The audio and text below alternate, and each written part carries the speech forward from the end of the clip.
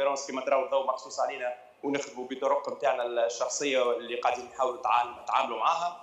الحضور جماهيري منذ قليل. يعني حمزه انت الان، حمزه بعد اذنك، انت الان في المركز الصحفي في ملعب المباراه.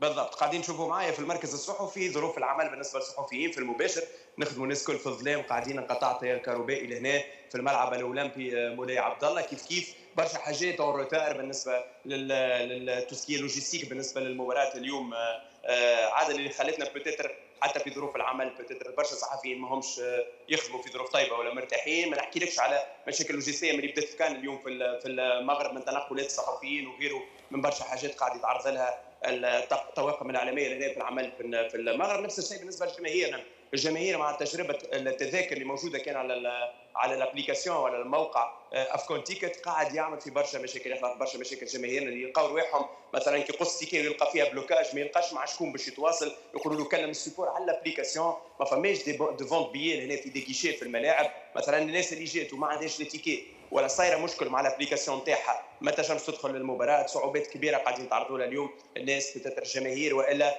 حتى الصحفيين اليوم في التعامل في كاس افريقيا. على كل هذا كل ان شاء الله ما يمنعش اليوم باش ننتصروا وتكون مباراه كبيره بالنسبه للمنتخب الوطني التونسي. كنت نسمع فيكم تحكيوا على التشكيله، خلينا ناكدوا التشكيله اللي باش يكون فيها ايمن دحمان في حراسه المرمى، باش يكون يان فاليري على المدافع ايمن وعلي العبدي مدافع ايسر، ثنائي محور الدفاع باش يكونوا ديلان برون ومنتصر الطالبي، قدامهم ثلاثه لاعبين اللي هما الياس الصفيري وقدامهم فرشاني سيسي وحنبال المجبري.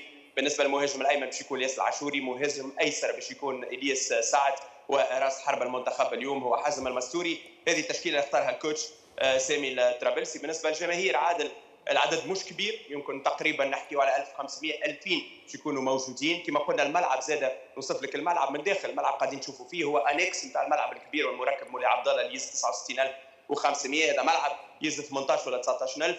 تيران كله عريان تقريبا، معناتها حتى الجماهير فما بارتي تخبيو فيها جماهير توانسه مخبيه ومحميه فيها الجرادام سقف، بقيه الملعب كله عريان. على ذاك ماناش نشوفوا عدد كبير نتاع الجماهير حاضره. بالنسبه للتوانسه كيف كما قلت برشا ديفيكولتي لقاوها على المواقع باش يقطعوا التذاكر، وشفت برشا ناس وعيناهم لبرا طالبين تذاكر في الجيشيات، قالوا لهم معطيونا التذاكر في الجيشيات خلينا ندخلوا ونقصوا. لاقين مشكله في النقطه هذيا، فما مشكل كبير كما قلنا لوجستي بالنسبه للكاف لحد الان مع انطلاقه كاس الافريقيه.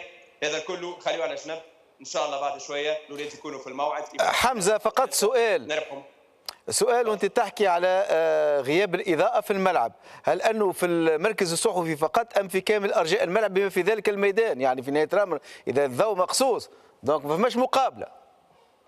لا بالنسبه للملعب خلينا الامور كلها منظمه لحد اوكي. ما نجمش ناكد لك على خاطر موجودين في المركز الصحفي. المؤكد انه اللونتري نتاع الملعب تلقى روحك في المركز الصحفي، تلقى روحك في المراكز هذوما الكل بصفه عامه، سواء المركز الصحفي ولا لي فولونتير اللي موجودين هنا اللي قاعدين يخدموا يعني الكاس الافريقيه، هذو مراكزهم لحد الان منقطع عليهم الاضاءه. مساء الخير، حنا في السونتر ميديا في الماتش ديال الجزائر والسودان. في هذه الوقيته كيتلعب ماتش الجزائر والسودان دقيقه تقريبا هنا 55 او 54. حنا في السونتر ميديا في التيران ديال مولاي الحسن بالرباط في حي النهضه. عزلين ورينا السونتر ميديا عافاك الا ممكن. ما عرفتش واش حتى هو هنايا تقطع الضوء او لا الاجواء غير ملائمه. كاين واحد الزميل صحفي كان البارح، نشوفوا واش يقدر يعطينا شي حاجه، اللي هو خالد على الموقع قول. اسمح لينا سي خالد، مساء الخير، كيف الحال؟ كنتي البارح في التيران. هذا الاخ طارق سلام، الاخ طارق خيبه وشي حوايج اللي كان قالهم عرفتش غنسميوه زميل ولكن غنسميوه صحفي او محسوب على الصحافه من الشقيقه تونس. شنو تقول لنا خالد على ديك اللقطه بالضبط بشهاده حق؟ هاد اجواء خايبه غير صحابازي، ما شفناش اجواء خايبه. يوم امس كانت مباراه ديال المنتخب التونسي، اولا كنهنيو الاشقاء التونسيين بهذا الفوز اللي حققوه يوم امس خلال المباراه اللي كانت بالملعب الاولمبي بمدينه الرباط. الاجواء كانت جد رائعه، كانت الامطار غزيره، لكن من الناحيه التنظيميه فهي الامور كانت جد مناسبه وجد رائعه. داخل انت كنت حدا داك الصحفي فاش تكلم فاش دار المراسله ديالو؟ انا ما كنتش حداه، ولكن كان كيبان لنا كيدير المراسله. وي كان كيبان لنا كان فعلا تحت الظلام، كان شي انقطاع ديال الضوء خالد. انا كنت جالس ما بانش لي ابدا ان التيار الكهربائي انقطع. شنو الدافع ديالو في نظرك انت بحكم انك انت حاضر تما؟ كنعرفش انا الدافع ديالو، ما كتقدرش تعرف النوايا ديال الناس حتى كتشوف بعض الخرجات الاعلاميه.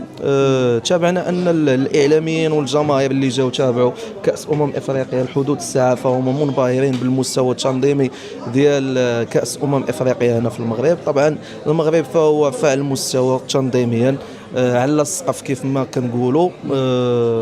الناس بدات كتهضر على القدرات والامكانيات ديال المغرب وكتتابع المباريات وسط النهار وكانها كتتابع البريمير ليغ. يوم امس الماتش ديال الكونغو كانت اجواء ديال البريمير ليغ، الناس جايين، كاين الجاليه الكونغوليه وكذلك البنينيه المقيمه بالمغرب، كاين اللي جاي من فرنسا. الماتش ديال الجزائر هو ملعوب دابا حنا في السونتر ميديا والاجواء وعندك حتى هما يقولوا واه ما كلشي قدامهم. الا يقول لك شي تقطع شي ضو ولا شي حاجه خالد باش ما نطولوش خليوك تكمل الخدمه ديالك. غير باش نعاودوا ناكدوا على واحد القضيه. الانسان قبل ما ينشر المعلومه فهو يتحرى مزيان قبل ما ينشر المعلومه، حيت هاد الامور هذه فهي كتظلم مجهودات ديال بزاف ديال الناس اللي كيسهروا على تنظيم بحال هاد البطولات هذه. والامور كيف ما كنقولوا مضبوطه هنايا. وتحيه للكفاءات المغربيه وجنود الخفاء اللي ما كيبانوش، اللي ساهرين على تنظيم هاد الامور هذه، لا من ناحيه الضوء ولا من ناحيه الماء ولا من ناحيه الامن. شكرا بزاف خالد. هذا شهاده ديال الحق. شكرا اسمح لينا. بطبيعه الحال كما كنقولوا لا فدوى من الناس السكه القديمه سولوا هذا غير فدوى. السلام عليكم. السلام. الاجواء والتقطع الضو هنا. شوف هي الاجواء جد حماسيه. واحد المراسل تونسي قال البارح راه تقطع الضو. لا ما تقطعش الضو. تقطع عندكم ماشي ضو الشتا كتصب الامطار الخير. انت السونتر ميديا الماتش ملعوب، واش كاين شي مشاكل لقيتيها؟ لا ما كاين حتى شي مشكل. وعلاش هذا المراسل في نظرك قال ان الضو تقطع؟ وقال واش انت في نظرك بطبيعه الحال والزميله فدوى راه سنوات تشتغل مع قناه يعني اجنبيه ومن الناس اللي نتعلم منهم، واش فدوى انت في نظرك كل واحد كيشوف بعينيه؟ شنو في نظرك علاش شاف شي حاجه اللي هو فهمتي تغفليطات عنده في المخ؟ واش بعينيه ولا بقلبه فيه شي لون؟ لا هو المخ عندنا ملي كيتبرمج على شي حاجه كيطبقها، فهو مخه مبرمج على انه الضو طفى فهو نطق ان الضو طفى، في حين ان كل شيء يعني العكس. انت الناس اللي صادفتيهم فدوى ولا مثلا الزملاء اللي صادفتيهم من جنسيات اخرى هما معنا، شنو الطبع ديالهم؟ انا نقول لك واحد القضيه، هو ماشي دور الصحفي هو انه يأجج الصراعات ولا هذا. دور الصحفي دائما هو انه يخلق اجواء جيده، ينقل فقط. هو ماشي مطلوب منه انه يبتكر ولا يبدع ولا يضيف ولا ينقل فقط داك الشيء اللي شافه. مستوى زعما انا شفت الترحيب بالاجانب، شفت بالضيوف العرب خاصه كيفاش تم الترحيب بهم، لا في سونتر ميديا لا في وسط الميدان لا من طرف الشرطه. فما كنقولش هادشي من انني مغربيه، ولكن لاني شفت هادشي هذا.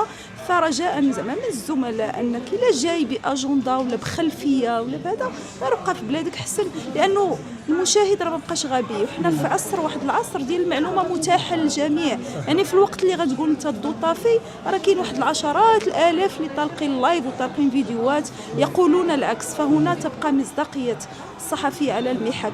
والصحفي سالوي دوفوار واش انه يستمر في المصداقيه ديالو ولا انه يختلق اشياء. ما عرفتش صراحه. انا غنتلاقى شخصيا نقول له واش الضو شعل ولا باقي طافي. شكرا بزاف فدوى.